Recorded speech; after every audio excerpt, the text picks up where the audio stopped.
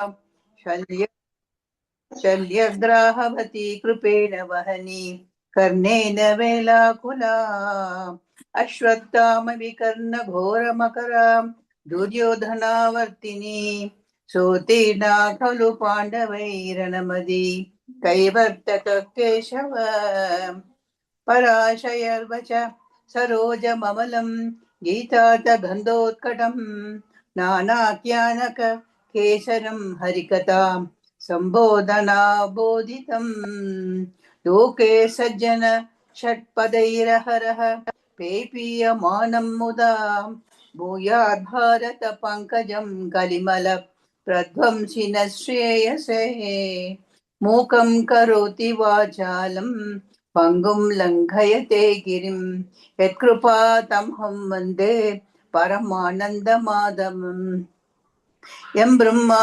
वरुणेन्द्ररुद्रमरुतः स्तुन्वन्ति दिव्यैस्तवैः वेदैः साङ्गपदक्रमोपनिषदैः गायन्ति यं सामगाः ध्यानावस्थिततद्गतेन मनसा पश्यन्ति यं योगिनः यस्यान्तं न विदुःसुरासुरगणा देवाय तस्मै नमः नारायणं नमस्कृत्य नरं चैव नरोत्तमं देवी सरस्वतीं व्यासं ततो जयमुदीरयेत् सच्चिदानन्दरूपाय कृष्णाय क्लिष्टकारिणे नमो वेदान्तवेद्याय गुरवे बुद्धिसाक्षिणे सर्वोपनिषदो गावः दोग्धा गोपालनन्दनः पार्थो वत्स सुधीर्भोक्ता दुग्धं गीतामृतं महत् गीता शास्त्रमिदं पुण्यं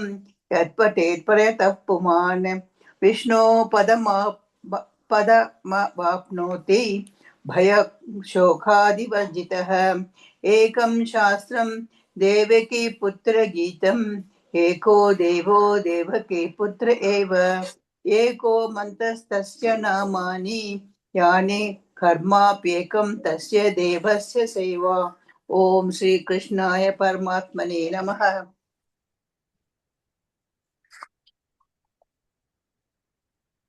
We're starting the 7th chapter today. We'll chant this and then we'll get started. First verse. Om Shri Krishna Paramatmane Namaha. Atha Saptodhyayaha Jnana Vijnana Yogaha. Shri Bhagavanuvacha Maya Saktamana Partha Yogam Yunchan Madashayaha Asamshayam Samagram Mam Yata Jnayasi Tachunu. So this is the 7th chapter. So always chapters start with something that is, to continue from where something was left off in the previous chapter. So if you look at when we ended the 6th chapter, the 47th verse, if you look at it, it is yoginam api sarvesham madgatenantaratmanam shraddhavan bhajate yomam same yukta tamo mataha. So in that particular verse, Krishna mentioned to some people who are very dear to me. Who are those people? People who meditate, people who strive, who want to come out of the sense of self pleasures, enjoyments, etc., looking for a higher cause. Somebody who knows the scriptures, follows austere practices, and then also dedicated to the service of the society, and different degrees, all of these. So there is a karma angle to it, there is a jnana angle to it, and there is also a meditation angle to it. So what he's saying here, therefore, in the 7th verse is that I'm now going to deal, without any doubt, tell you a few things about how to know me fully. This word fully is a key part of it. Because it is not that what is this me here, what is fully, all that. And before we do that, good to understand, Bhagavad Gita, the way it is structured. Most commentators describe this contains three, clear, distinct chapters, six chapters. The first six is contains a lot about you, I, etc. The identity of the person, what that person has to do. So if you look at the karma yoga part of it, the even a bit of the knowledge part of it, it's about what each human being in the pursuit of spirituality has to get started with. Now, what is he going towards? What is the end goal? What should be done? And what are the practices that are to be followed are more clearly expounded in 7th to 12th. Okay. So that is out. So if you look at the word big I, if one were to look at it, or in Mahavakya perspective, the word that, I am that, Tattvam Asi. Right? If you look at that word, that Tvam was covered. The Tat is what is going to be focused on in these next six chapters.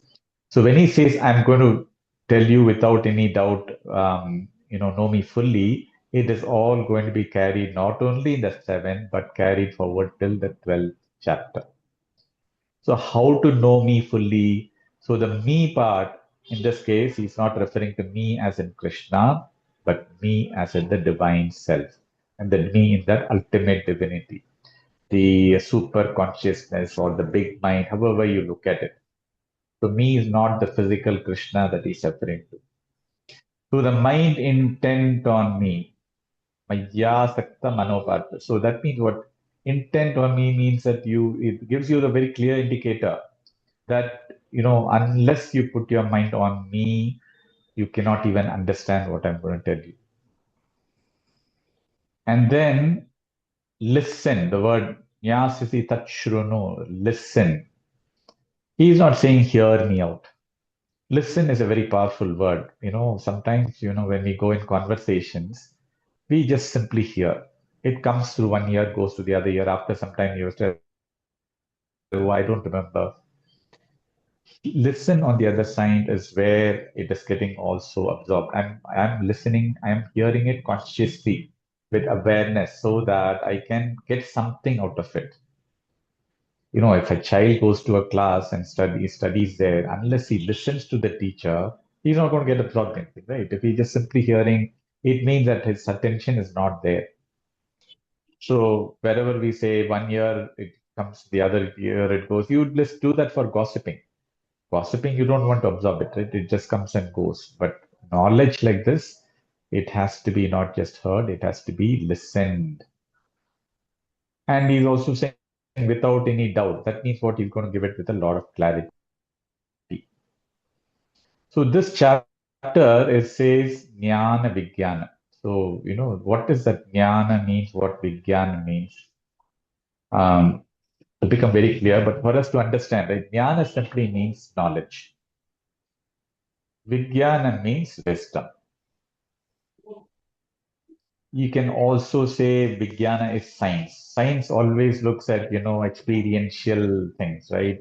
Results, what is evidence, right? So whenever, let's say, you do a prayer or you do and the prayer is the effect of that prayer on what it does to you comes all under Vijnana. But just learning something by heart, a particular chapter or something, or reading scriptures, or reading even the verses of Bhagavad Gita is one thing. But to absorb it, to internalize it, and then meditate on it, contemplate on it, all that comes under Vijnana. So if one were to see, Shravana will become, more about just Jnana. But the Mananam and Nididhyasanam will become part of your Vijnana. That's one way to look at it. So here, um, basically, if you see it from a big picture, right? We as all individuals have a limited mind. We have some understanding, but that little understanding he wants to solidify that. Too big to know the unknown. So we're going from a known to an unknown. To know the unknown is not a science that can be easily covered, right? So to understand that size that and the technique that has been followed is what Krishna is going to go through, starting from this particular chapter. So that's what he says. So we'll chant these couple of verses and then we'll continue. Second verse. Jnanam teham savijnanam idam bhakshamya sheshatah yajñātvā neha bhūyōnyat ज्ञातव्यमवशिष्यते मनुष्याणां सहस्रेषु कश्चिद्यतति सिद्धये यततामपि सिद्धानां कश्चिन्मां वेत्ति तत्त्वतः. So the second verse, what he says, now I'm going to tell you this basically continuing from the first verse. It is not only knowledge, that knowledge you will also realize. That means you will also experience. After which he says, Bhuyon yat jnatavyam avashishyate. That means you don't need to know anything more. Here, meaning more in the sense of understanding the ultimate truth. You don't have to know anything else. That's going to be that clear. That's the reason said, right? You read the Bhagavad Gita, it contains everything from the Upanishad. It's essentially a cow milked with the essence of the Upanishads. That milk is what has been given to us in the context of this, right? That's what we say in the Bhagavad Gita, Jnana Shlokam. Dugdam Gita Amrita. So that part. So that's what he's saying here, that nothing more needs to be known. Then he gives a little bit of a qualification, and then he's also a little bit of a punch. Third verse, what it says is that, there are millions and millions of people around. How many of them even think of God, first of all?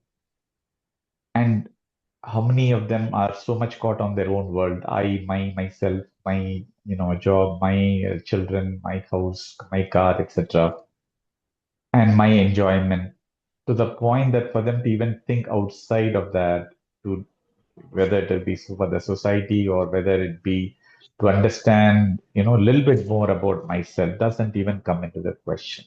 So here he says, amongst thousands of people, only a few want to even get into this path.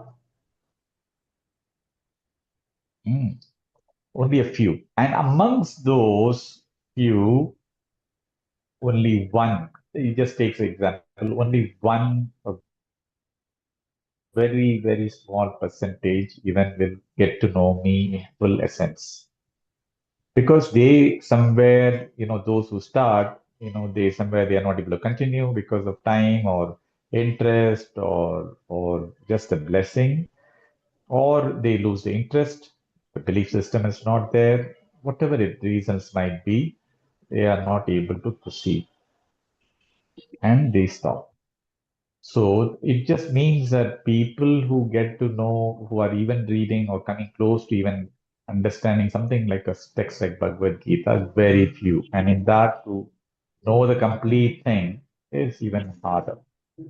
Right? You just think about it. If somebody says you have to read this many chapters, 18 chapters to know things, or you have to go through knowledge talks of gurus to understand this, etc. And all gurus say you have to read the Bhagavad Gita. How many, right? They will start it somewhere, they'll say, I don't have the time. Just look at it, right? Even in this, when we started this endeavor, what, 6 months back, Urmilaji, I don't remember. 6 months or 4 months? How long has it been since we started this group? It was in October. I remember Well, because I had lost my mother-in-law, and it was 13th day, and we started on that day.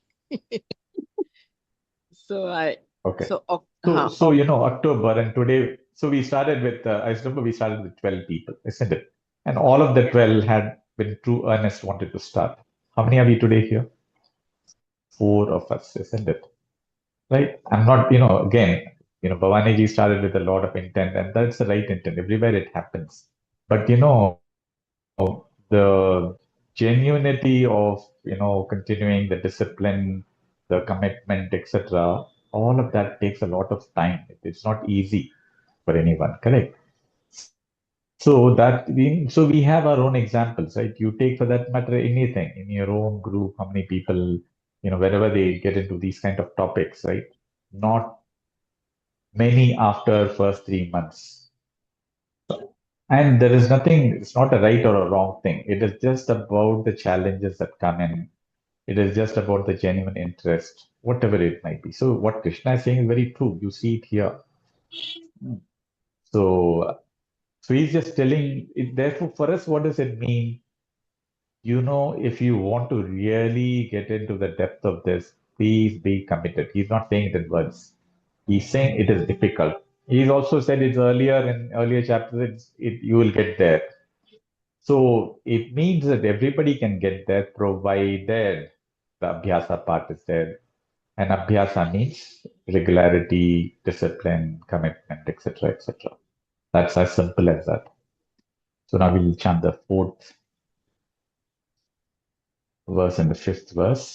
No, fourth, fifth, and sixth. We'll do two of the three together. Bhumirapo nalo vayuhu kham mano buddhireva cha अहंकार इति यन्मे भिन्ना प्रकृतिरष्टधा अपरेयमि तत्स्वन्यां प्रकृतिं स्थिति मे परां जीवभूता महाबाहो य एदं धार्यते जगत् एतद्योनीनि भूतानि सर्वाणीत्युपधारय अहं कृत्स्नस्य जगतः प्रभवप्रलयस्तथा. So here he's going to talk a little bit. He's not going to get into the details of what he meant by know myself more. So first thing he says starts with the Panchamahabhutas. And so the earth, water, fire, air, space, and along with that, mind and intellect and ego. So if when essentially you look at it, the five sense organs, sorry, the five Panchamahabhutas, mind, intellect, ego. Okay? So the mind is what we normally put it, and then under the mind there is a mind, and there's an intellect and ego. We split that here. And this says this is Prakriti. This is his eightfold Prakriti. Now you say, where the body is not there in this? Body is, of course, part of the Panchamahabhutas, isn't it? He doesn't have to say body.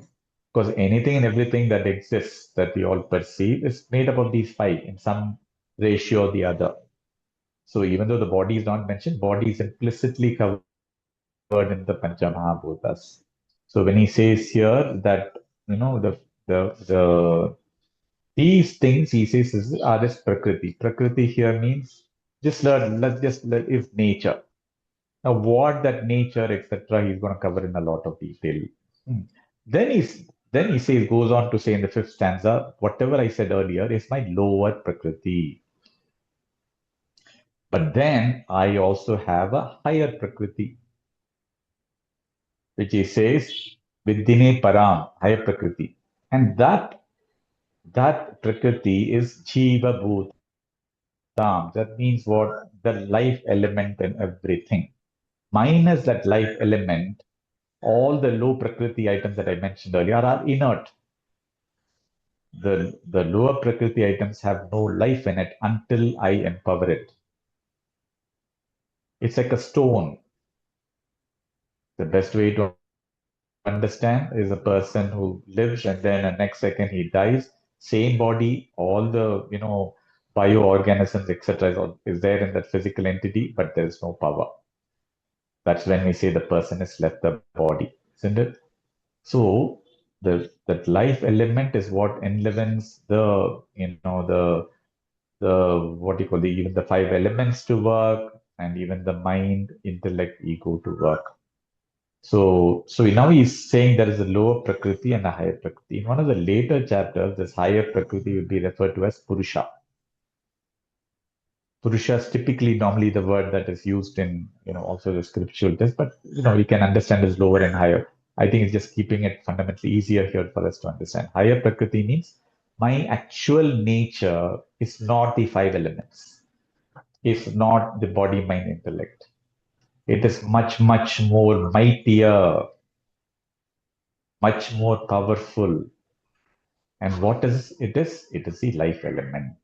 And it is the life element with which the whole world, dharyate jagat, the jagat is running on that particular thing. So word Jagat, we can always look at it from one angle. Jagat in this context means ever-changing entity. All the perishable things comes under Jagat. World of objects, world of feelings, world, experiences that you and I have, the grace that we get, blessings that we get.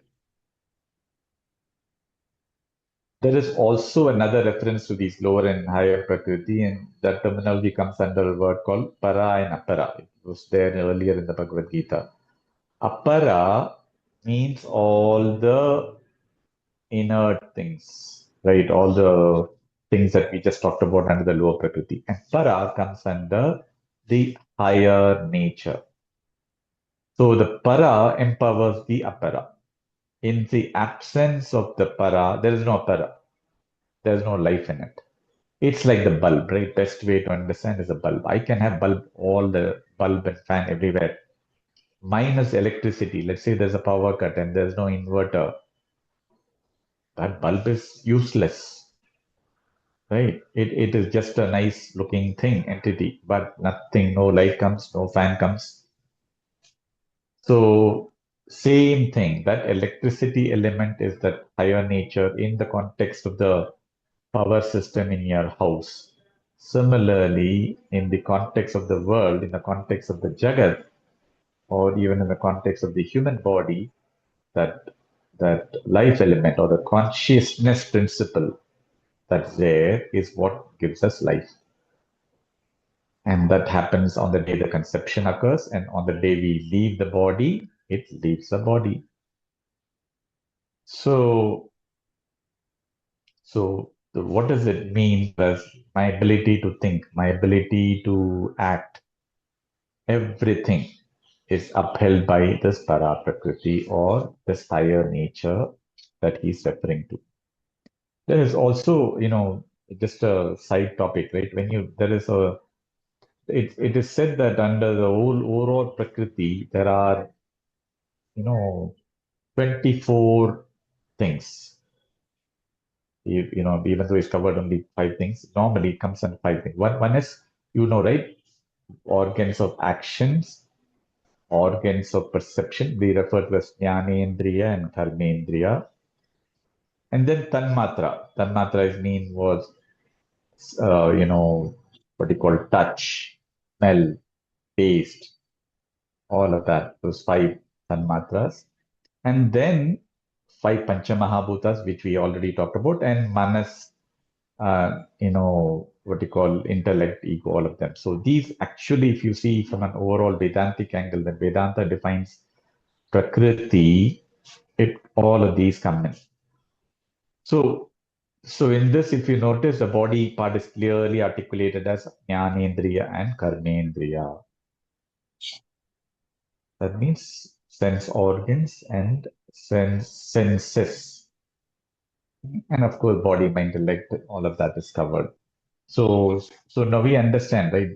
These elements have which is the one that you and I perceive every day, all comes under what comes under my day-to-day experiences, right? And my perception elements, things that I can perceive in myself and also outside world. Because if I take an object, it means it covers under Pancha Mahabhutas. Situations, feelings, emotions, all come under body, mind, intellect. So everything comes under this. And what empowers this thing to even function is nothing other than the higher power, which is what he's saying as this higher nature or higher prakriti. Hmm. Otherwise, we're like stone, right? If you really look at it, stone also has got is a power. There is a power even in the stone, but it's how inert we will become if you don't realize it. So on to the seventh stanza. Matta parataram nanyat kinchidasti dhananjaya mai sarvamidam protam sutre manigana iva. One thing, there is a word, sixth verse. I was going to say, I forgot the word. There's a word called here, um, Sarvani, Sarvani Tyupadharaya. He says, I'm the womb of all beings. Womb means what? The center place where everything develops. So I'm also the creator, right? Womb is where, some gets created, gets developed, and then it comes out of the system, right? So if you see the word, he's using clearly the word womb here in a very clear indicator to say that is where things happen. That's where things are getting born, that you and I see. So, and I'm also, I chanted that verse, right? I'm Krishnasya Jagata Prabhava Pralayastata. I'm also the source for dissolution. So, womb was the creation, also the dissolution. Yeah. Now, the seventh verse is a very beautiful verse. It's one of the very quoted verse in many ways. Matta Parataram Nanyat. He starts with saying there is nothing more superior to me. There's nothing higher than me. I am it. So, so when he said that I create these other things in the womb, how does he create himself? He had an answer to this, remember, earlier in Bhagavad Gita. All that, at that level, he creates himself. And the example that we took, remember, was that of the spider web. Right? Spider web is created by the spider itself. It's not that it comes from another thing. So something that is created from my own saliva was that example. So there is no one to create him. He creates it himself. So so there's no always this question comes, right? If I am all created by him, who created him? He was all done. He's his own creator. So there's no question of anything else coming into the picture. So so therefore, if you see here, what we talk about cause and effect in our life, right? As Karma Yoga, both cause and effect are him. Even a particular situation that is a cause for you and I to do something is him. The effect also based on the work that we do and the result is also him. So it is mammoth, if one were to think about the number of people that are on this earth and number of living things that are on that, it's in the millions, and how this whole thing is taken care of by one single entity that is all pervading everywhere. And gurus have said this: what you and I perceive, we think that we perceive in this nature, right, lower nature, that consists of those 24 elements, or that 5 plus 3 that we talked about. Either way, look at it, right, is nothing compared to what actually exists. What you and I experience is only about 3 to 4% of what actually exists. 96% or more is actually outside the realm of our radar. And that can be experienced only when you go into contemplative mode, only when you understand the truth, only by a realized soul. So that's how profound that higher nature is. And that's the reason it's called higher, right? So what we think as a world is a very small piece, right? I mean, you just think about it from another perspective, right? We live in a galaxy called Milky Galaxy. There are many other galaxies, and each of those galaxies has also got a sun, has got its own set of planets. In this planet itself, we are every day tapping, this, that, etc. In our particular, what we call as our world here, right? So that itself is so huge. Now, in the subtle space, these are all gross elements, right? Something that somebody can put a telescope and do everything. Outside, things that cannot be perceived, something that to which you cannot cognize, by yourself. How much is there? That's much, much, much bigger. So that's what he says. There is nothing higher than me. So that means what? If you have to, once you reach me, there's no other further you have to do. That's it. That's the end goal. That's the end goal of any humanity. That's the end goal of spirituality. Then he gives example. Mai sarvamidam proktam sutre manigana iva. Very beautiful verse. He takes example. The best way to understand is pearls.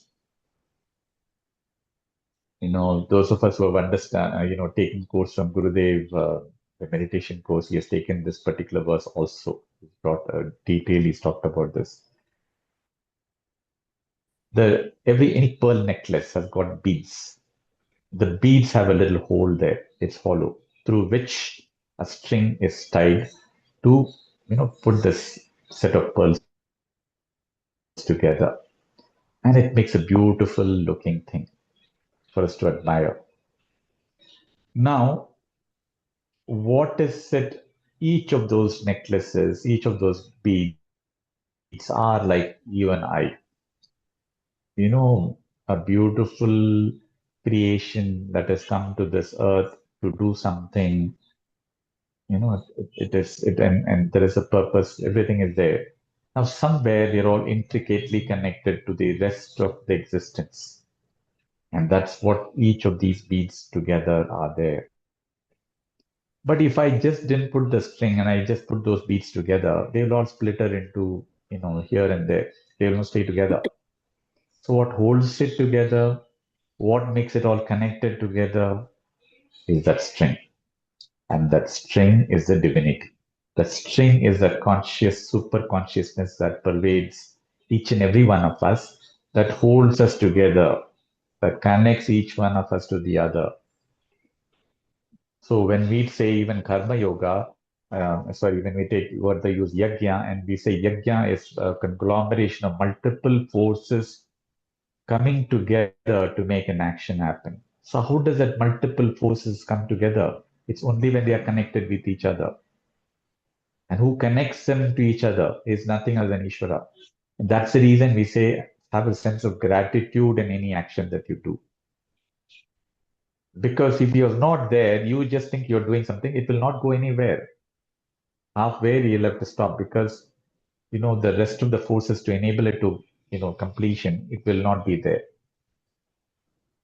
So this string here is pervades each and every nook and corner. That means what? It's all pervading is one message that comes out of it. And in the absence of the string, the pearls have literally vital, they have value, but they're all scattered here and there. They don't hang together. So the other thing is what the pearls, right? What is the string inside the pearls that connect them together? They're so it's held so tight. You don't see the string. Means what you and I know, you and I have this consciousness pervading in each and every one of us, the same consciousness. It is all inside us.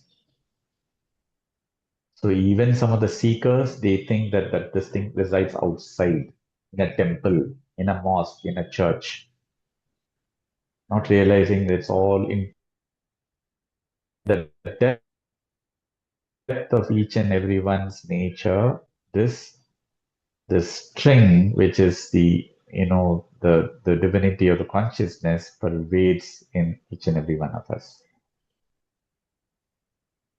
So this verse, if you just dissect it and look at it from all angles, right, it just tells you the essence of this whole world.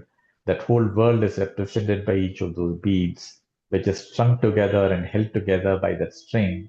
But that string represents the ultimate consciousness. Now, so we can look at that each of those elements, those beads or pearls, as that lower nature elements that we talked about earlier: body, mind, intellect, the five sense organs, sorry, the five pancha mahabhutas that constitute any living principle. But in the absence of that string, nothing exists. So give the verse to reflect on so deeply. So I'm not even go into the depth of it. Now go to the eighth verse. Yeah, I think we'll do 8, 9, and 10, no? Because similar meanings in all of them. रसोऽहमप्सु कौन्तेय प्रभास्मि शशिसूर्ययोः प्रणवः सर्ववेदेषु शब्दके पौरुषं नृषु पुण्यो गन्धपृथिव्यां च तेजश्चास्मि विभावसौ जीवनं सर्वभूतेषु तपश्चास्मि तपस्विषु बीजं मां सर्वभूतानां विद्धि Partha सनातनम् बुद्धिर्बुद्धिमतामस्मि तेजस्तेजस्विनामहम्. So now, if you look at it, he has given a glimpse of lower nature, what it means, and glimpse of. He is going to go into practical things that you and I experience every day or perceive every day, so that we can relate to that lower prakriti, which he says is empowered by nothing other than him only. Okay. So what is Yavuzji saying, giving that example? The taste of water, simplest of things, right? Taste of water. When you say water here, don't have to look at water, any liquid form. Water is what gives even food its taste, a fruit its taste, right? A particular dry fruit, you put a little water to it, suddenly you get the taste of it by itself. So some water element is there in all the things that we eat. Or we put water, hot water or cold water, mix it with it, and suddenly the taste of that particular thing comes, isn't it? So the taste of that. And then he takes Prabhasmi Shashi Surya Yoho, Shashi Surya, moon and the sun. The light that comes, what empowers the sun to be as bright as it is, or for the reflection to be seen on the moon? It's me. And the syllable Om in all the Vedas, and Om is considered the most sacred um, syllable, right, that is talked about. And the, when we talk about a cell phone, there is a sound element that goes from one place to the other. How does it go? It goes through space, the space element. Mine is a space element. There is no communication possible. Right, even within a particular room, if one room somebody calls somebody else in another room, how does that person even listen to it? How does that sound percolate from one place to the other? It is through sound. And that sound, so here he's saying the aspect of sound traveling through which all communication is happening today is his grace. It's him. And then all the valor, all the courage that we see in people. That could be a mental strength or a physical strength or a body strength, whatever it might be. All of that is him. We see the ninth verse. Um, there he talks about the fragrance in earth, right? Whenever there's a bit of drizzle, rain comes in, first set of signs you get that some rain has come is the smell from the earth. It's so beautiful, right? So fragrant. That fragrance in the earth, yes. Or when you water a plant, right? You see a fragrance coming in. And then fire element, right? Whenever you put fire, the lighter, the light, the what you call the immensity of the heat that gets developed, all of that.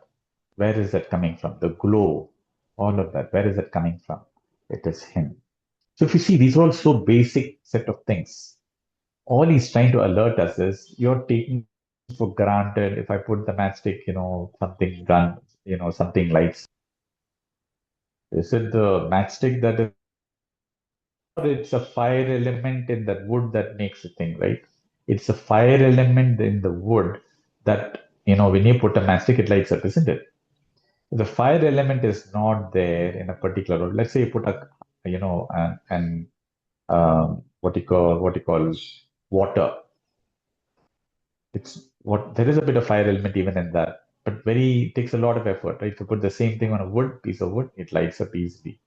So all that he's saying is that simple things that you take for granted in your life, remember me. Remember that I am that supreme force that is making things happen for you. All of these little simple things that you take for granted. And then he says, um, I'm the austerity in the austere people. People who follow certain austere practices. What makes that austere things happen? What is it that make you do follow austere practices? It is me. So this, if you look at this, right, those of us who have heard Vedic chanting in Rudram Chamakam, it says, "It is me. I am all of that." In fact, it says, I am the one that brings you laziness. I am the one that brings you sleep.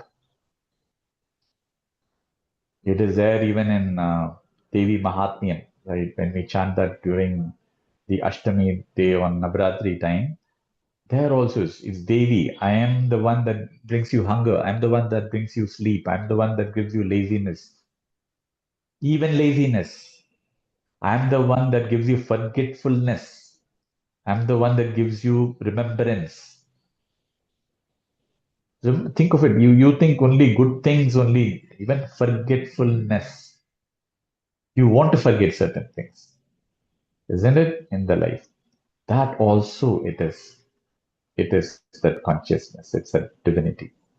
So in Rudram, there is a place called Stenanam Pataye Namo Namo. You know what the Stenam Pataye? Of all the robbers, I'm the chief robber. So you wonder, right? Robbers. So he's in everything. You want to be a robber? I bless you. You take care of things. But to make you rob, after which you realize later on, something is needed. How does a robber rob? Can't happen without his blessing.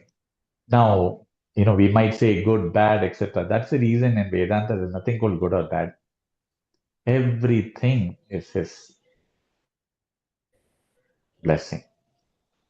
Now, how that translates that person into, what comes under punyam papam and what are the after effects of that bad thing, that all comes later. But we have to simply look at it, right? So even an earthquake that is happening today, that happened in Venezuela would not have happened without Ishvara. Now, why did Ishvara create that earthquake thing? Multiple reasons. Karma, place karma, karma of the society, karma of the place, a time, all governing factors. You and I have, we cannot even fathom these kind of things, right? Because we just look at it, oh, yeah, of course it is very tragic. Of course, no question about it. But if you see it from an Ishvara angle, there is nothing wrong in what he did there. That's so it's very overwhelming when you sort of look at things from this perspective. And then on the tenth verse, he says, "I am the eternal seed of all things, mother seed of all seeds." That means what? I am the ultimate cause for everything, isn't it? I am the ultimate cause for anything. When we talked about took all the examples now, right? Anything and everything that happens, if there is a seed for it to, for it to transpire into action or whatever, so for all the seeds that are put physically in for a plant to grow, whether it is mango or banana or I mean whatever it is, all of them, he is the one that ensures it germinates. And then with the Partha Sanatanam, people who think they are intelligent, oh, I'm great, put the collar up, there's no harming in putting the collar up and saying, I'm doing good. But don't get carried away by that intelligence. It was given to you. particular, talent, a particular trait, a particular skill, you can add on to this intelligence, right? Anything that you and I are very good at. Somebody is very good at singing. Somebody is very good at musical instrument. Somebody is very good at painting. All of that. Who is giving that particular power or intelligence to that person? It's him. This and then splendor of the splendid. You know, splendid means what? You take any attribute. Splendid people who call themselves, right? Who brought that over there? Hmm? So these are all very profound, simple looking verses in terms of what he's saying. But the gravity of it is so profound. If we just were to relate to it in our day-to-day life, it is amazing. Which on the 11th one now. Balam balavatam chaham kamaraga vivarjitam dharma viruddho bhuteshu kamosmi bharatashaba. Balam balavatam cha aham. Aham balam balavatam. That means what? Amongst the strong people, I am that strength element. I give that strength to a strong person, whether it be mental strength, physical strength, whatever it might be. And then kama raga vivarjitam. Right? What is it that makes you get a particular desire? It is sin. So here we have to understand this kama raga has got clear meaning. Kama means, I don't have something, I desire to get that. It comes under raga, kama. And raga is what, once having gotten it, what happens? I put a set of affection, and then that leads into attachment. You know, craving, craving starts happening to want more of the same thing. So this kama raga is a cycle by itself, right? You get some kama, you get into raga, and then raga says, "Oh, by the way, this other thing also," and that leads into this next one. So this desires, cravings, etc. So here he says, whenever, therefore, that strength, he gives a qualifier to this particular strength. Don't get strength from this little things called attachments. People sometimes, um, let's say somebody has got, a bullying spirit, who just bounces off everybody by their strong words, etc. That is not strength. Or they have the authority because of their ego or because of their title. Therefore, they can do whatever they want. You take all the people, criminal people that you've had, Saddam Hussein, Hitler, blah, blah, blah, etc. They use that authority, they use the strength for, self-fulfilling desires. Kill this community, that thing, this thing, etc., etc. That he's saying is not the strength that I'm referring to. The strength I'm referring to is where you look at what is it that you can do towards the society, betterment of the world. What is it that you can do for yourself? That your own limitations, how can I come out of it? Or my own, I want to transform myself into a higher, better being, or go deeper into myself, understand the purpose of my life. Whatever obstacles that I have in my life towards certain things, can I overcome that? If those desires are for your own upliftment, that strength is what I give. Those other strength, it is given, but it's got that. So he's giving a little bit of a qualification to it.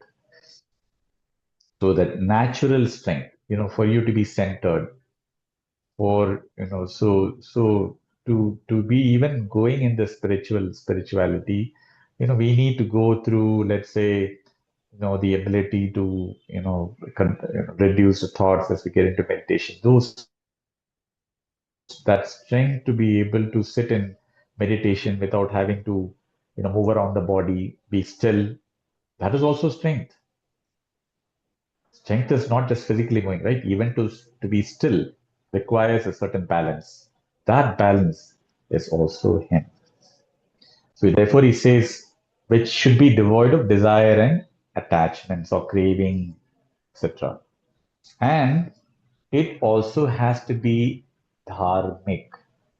So that's the reason when I use the word Hitler, Saddam Hussein, others, they're all adharmic strengths utilized, is it? For the what you call destruction of certain things, some things were done. Those are all comes under adharmic. So this, what is dharma? Simply put, it is law of being.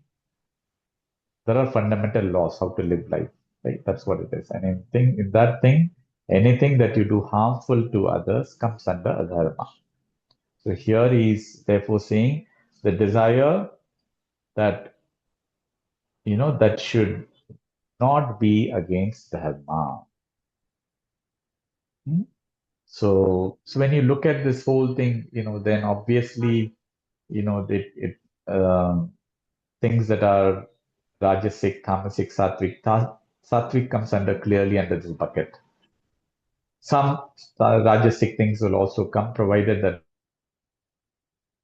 rajasic aspect of it is used for for dharmic practices. And tamasic, very less of it, because tamasic people typically, don't have that mindset of doing good to others. It's all about myself, I, mine.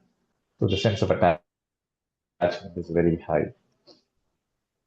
So that's what he's referring to here, the 11th stanza. From the 12th one.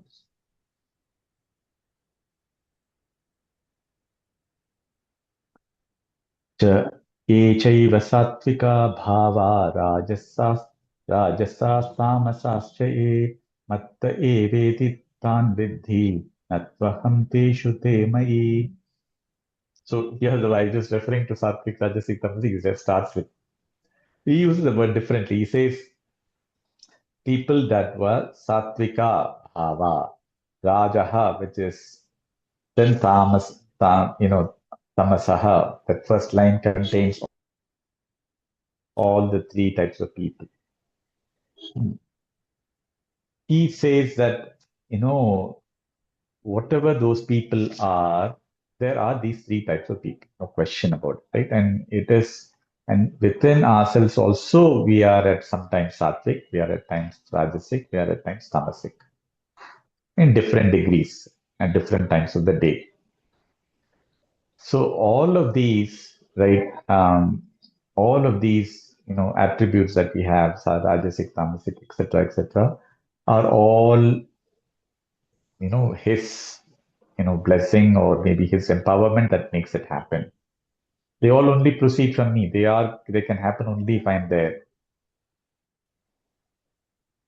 So it is like this, right? Each one of us have a sense of whatever through life we have accumulated certain unwanted things. Let's call it garbage. If I have to come rid of this garbage, to become more sattvic in nature, who can make it happen? It is him. So then he goes to say this very beautiful thing that they are in me, but I am not in them. They exist in me means what? I am the one that makes everything happen. So, but I am not in them. I'm not in them means what? We have to understand it differently. I'm not in the, in those good qualities, bad qualities, sattva, rajas, tamas. I'm beyond all of that. I'm simply an illuminator. So an electricity case can say, I, give power to the refrigerator. I give power to, to a heater. Both of them are opposites. But it doesn't, I am not in, I'm empowering that heater and fridge or air conditioner, but I am not them. Similarly, if there is a person who's got tamasic qualities, etc., I am not part of the tamasic quality. I am not the rajasic quality, but I empower them. Without it, they cannot do it. But I'm not that. So I'm not part of the qualities of them. I'm beyond any quality anybody has. So the thoughts, ideas, etc., are individual, comes under the individual realm of lower Prakriti. I am that higher Prakriti that makes the thought come, the ideas come, the actions come, etc. So it's a very subtle, one just to say I'm the illuminator or the empowerer of these things, but I am not those day-to-day things that you do. Those day-to-day things are governed by your gunas, you're governed by your, impressions, etc., whatever they are. So it is like this, right? If I take an ornament, gold ornaments, there is a necklace, there is a bangle, etc. That the goldsmith, when he looks at it, for him, all those are simply vehicles to bring it out and make it sellable. But what is this, a goldsmith's true thing is the nature of the gold, right? So that is what he wants us to see. Without that gold, what you call bar, none of those ornaments would have happened. So they are all outside things. So for a goldsmith himself, he just admires it because it has come out. But ultimately, what he looks at is the gold. He treasures the gold more than anywhere else. It is like the waves and the ocean. The waves come and go, small waves, big waves, etc. But I am that ocean. I sustain that ocean. I am that ocean. So that's the way we have to understand this particular thing. That I am not in the, I'm that water element that makes the ocean, the waves happen. But I am not the waves. I think we will close it here. Fairly low set of things we will discuss and then continue next episode.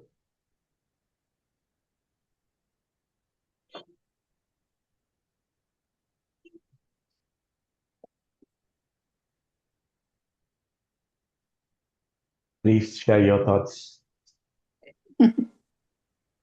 Very difficult to explain. But I think Krishna Bhagavanta is trying to make understand Arjuna that he is the supreme power. Whatever is moving into everything or whatever pervades in every aspect of the worldly things, he is there. He is the supreme in that. That is what I understood.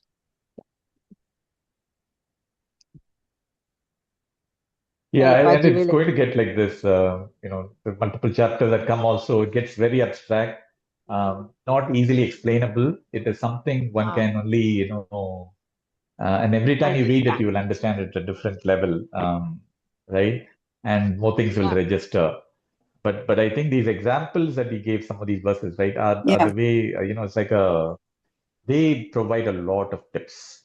I mean, to me, if we just look at it even from that worldly angle, those little things, my talent, my abilities, my strength, my ability to, what the things I feel proud about, or if people say you're very good at this.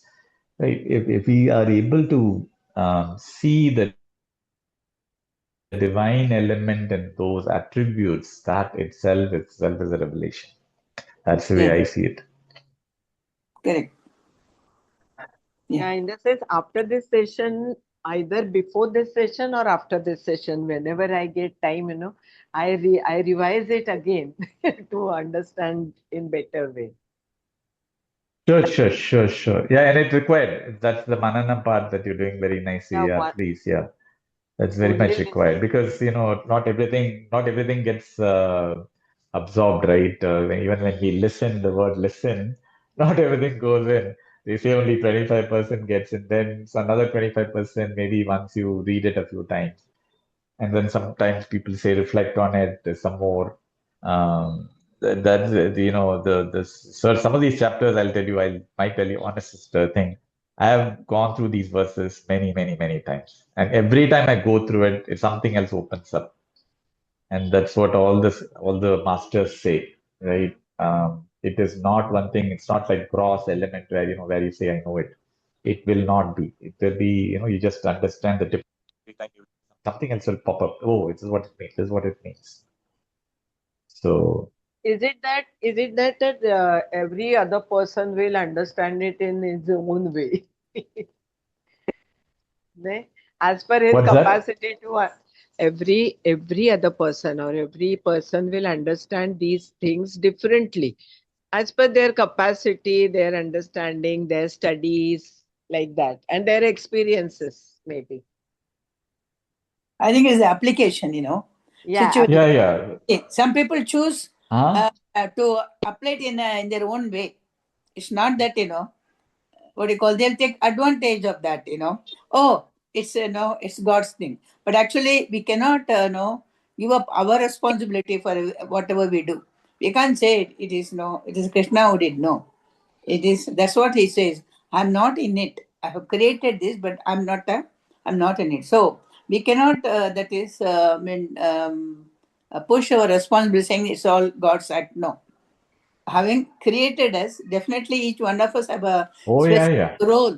Every moment we have to be aware of that. Every moment our role keeps changing according to that particular situation. We have to act correctly. Of course, we can always call the divine power to help us to take the correct decision. That is also very important, because after all, our resources are limited. So, I mean, if we for a moment think and then act, I think it will be better than just acting on the surface of listening to something. That I think by reading this, I mean that deep thinking and calmness should come to us. That there is a lot of responsibility each one of us carry day to day, and then how we disperse that. For that, I think this knowledge is more what you call, I feel, is a basis. It gives us strength, to go back to that supreme Yeah, power yeah. and take the guidance. And that's what I feel. Like he said, no, the beads are in the string. So all of us are only the beads. So when we act together, it will be a beautiful necklace. Even if we take the, what do you call, any activities, a family get together or even an organization function, we distribute the responsibility, then everyone has to do it. If everybody does it, just goes like a clockwork, then we wonder how everything happens so nicely. It's only because everybody was conscious of their particular role and at the timing at which they have to perform, and perform to the best of their ability. Then it's all very Correct. harmonious, and it's so it's gives harmony to everybody. But right now, sir, what is happening to the world? I'm so disturbed. What has happened to who? What's happening in the world? I'm very disturbed. Yeah, Also. I know. Even me. I don't Sometimes, know why. sometimes, I thought, at one time before this, what is that, 2001, yeah? I thought the world was going in such a positive way. So happy that, we are very confident of sending our children abroad and all. Then that Twin Towers happened. Then after that, something else happened. But now it is so distraught, can't just, like unmindful of, mindless killing, and then, it's really, I mean, where are we now? What we are talking about AI and technology, but then, I mean, there's absolutely so much destruction. Why? it's very disturbing. In I the mean, name of technology, we are destroying each other, and then that's what it is. I mean, there's no consciousness anyway. very scared of everything, even stepping Can't out of trust the anything. house. Yeah, we have to be so careful. No, this even this, our own devices. Suddenly, this AI tries to control. So I have to stop it easily. It is just trying to know. It comes and then says, no, I have to say, shut up, get out. I said, you have to say that. It is trying to control the amount of, what do you call, interference that it is creating in even using these devices. So it is creating a disturbance in our thought process. So many things. Even to bring Even up to children these days is very difficult because, I mean, what is right, what is wrong? How do we do it? Actually, in India, at least we have these gurus and organizations. We can look back, we can read maybe Bhagavad Gita and things like that. But I think otherwise, this what do you call, where there is so much of war and all. What those children are seeing, I mean, I know. I feel so sad for the children. Do they have a home? Do they have a day to day life? What is it? They just see only death in front of their eyes day in and day out. So, can we really blame them for anything that they do later on in their life? So is there an end to it? I don't know. Kali Yug. Or, Kali Yug. I don't know. Sometimes I wish everything just goes off and it all starts fresh again. I don't know because it's a rest So sometimes. we, so, yeah, let's end in a positive sense that things will Yeah, happen for the better. yeah. Pray for that, and we'll close I today. pray for that. Pray Om for Sarve Bhavantu Sukhinah, Sarve Santu Niramayah, Sarve Bhadrani Pashyantu, Ma Kaschid Dukkha Bhag Bhavet, Asato Ma Sadgamaya, Tamaso Ma Jyotirgamaya, Mrityurma Amritam Gamaya, Om Shanti Shanti Shanti. Harihi Om Shri Gurubhyo Namaha. Harihi Om. Thank you, sir. Thank you very much. Thank you. Jai Gurudev. One little thing. I'll put this in the